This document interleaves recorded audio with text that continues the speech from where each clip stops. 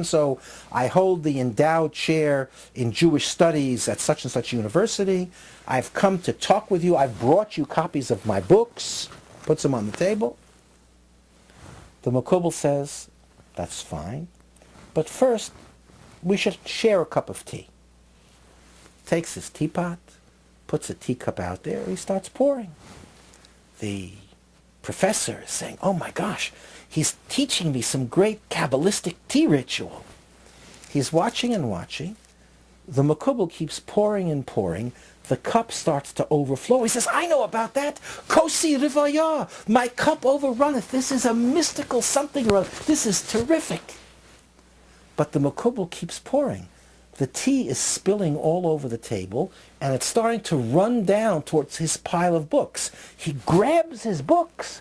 He says to the Makubal, Rabbi, you can't pour tea into a full cup.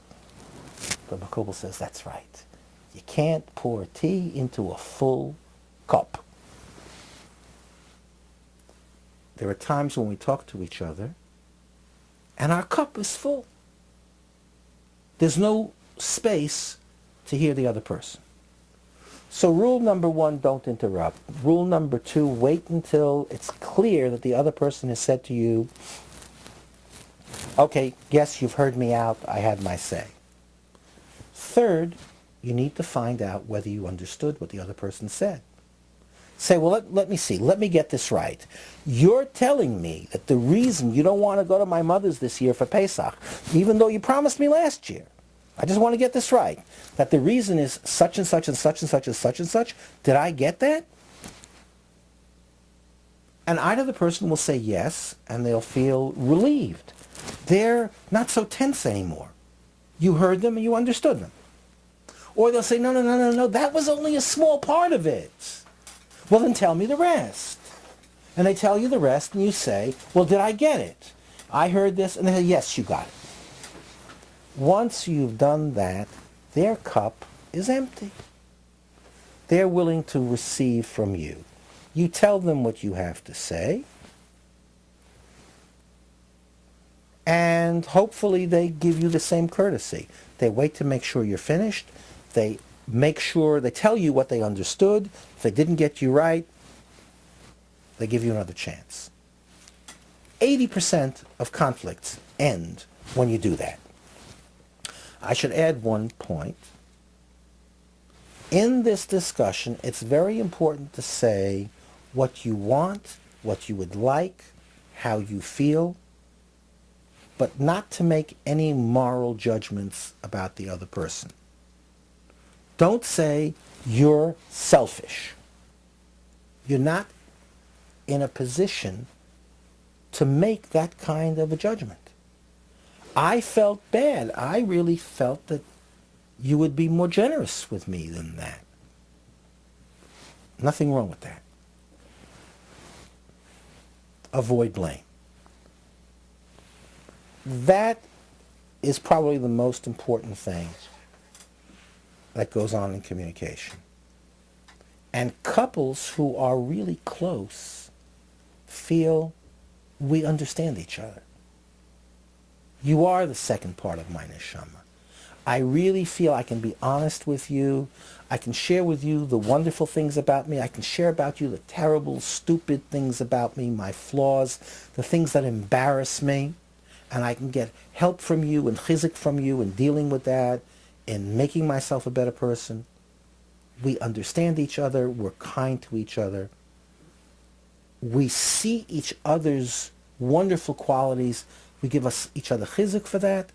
And we're kind to each other about our real flaws. So you know I'm not perfect.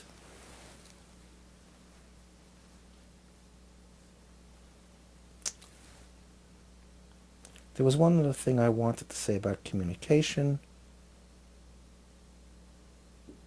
And I've lost it for the moment. Maybe it will come back to me.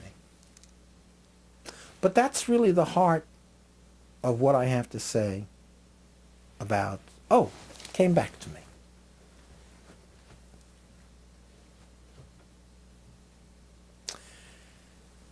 The Rebbe discusses Pirkei Avos.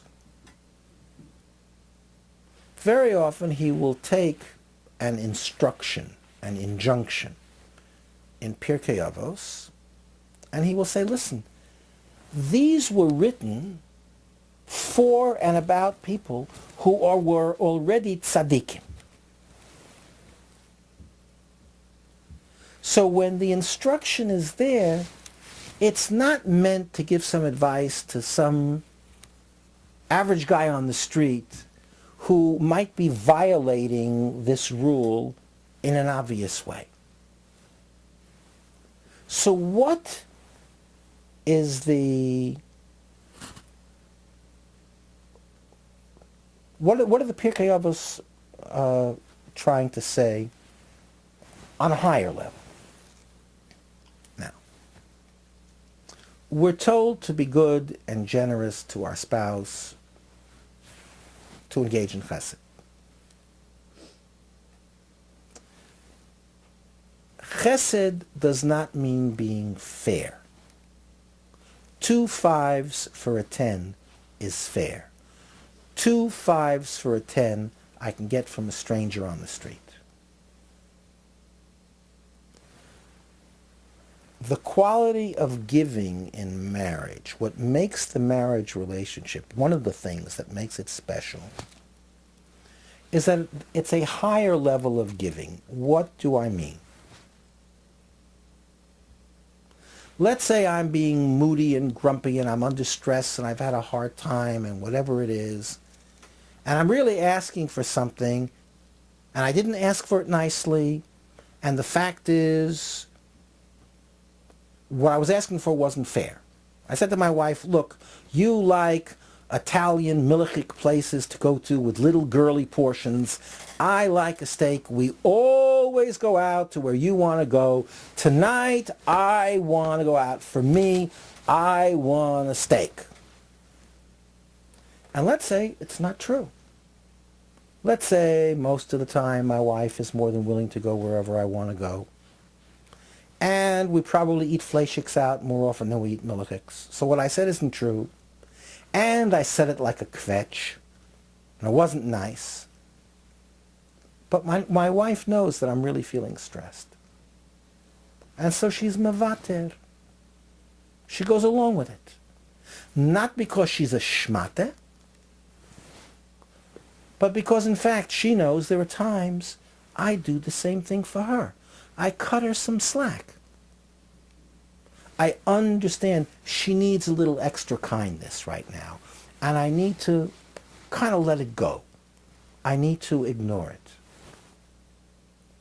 And there are times when a person does that, when I am being a jerk, and my wife is kind and loving to me.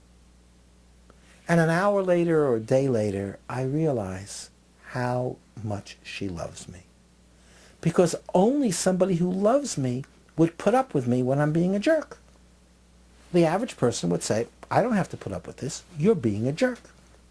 But that's not the time to do it. So the level of giving that we aspire to in marriage is like the level of goodness that the Rebbe is talking about when he talks about Pirkei Avos. It is a higher level. So if your Yetzer Hara is saying, but they're wrong, sometimes